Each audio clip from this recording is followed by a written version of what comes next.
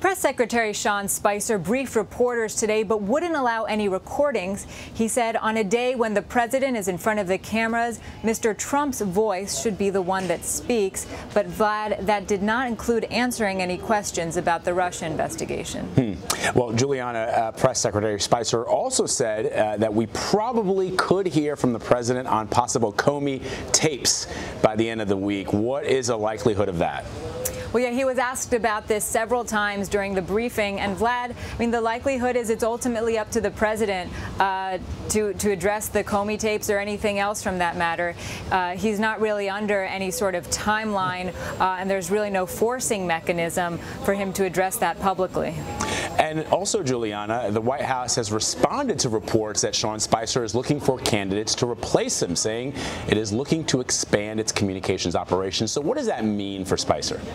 Well, look, what they're saying is that Sean Spicer is still going to be managing the press and the communications teams, that he wants to have a more strategic role than just being at the podium every day. And look, I mean, typically, press secretaries spend hours preparing each day for the briefing, and so that, I guess, would cut down on the amount of time that they can be strategizing big picture about the communications.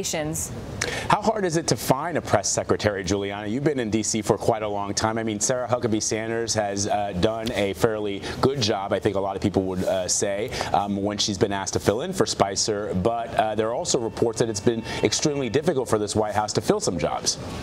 Well, right, and also because part of some of the problems that Spicer has had from the podium have been a result of President Trump stepping on the message from the communications team. So I think that would be a major consideration for anyone who'd be coming into this job. Absolutely. To be continued there. Finally, it's Technology Week at the White House.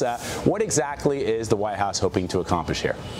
Well, you saw in the forum today where they hosted some top CEOs from around the country that they were talking about modernizing government technology. I think one of the challenges for this White House is, yes, that's the theme of this week. Last week's theme was infrastructure. The month of June, the theme was supposed to be about jobs.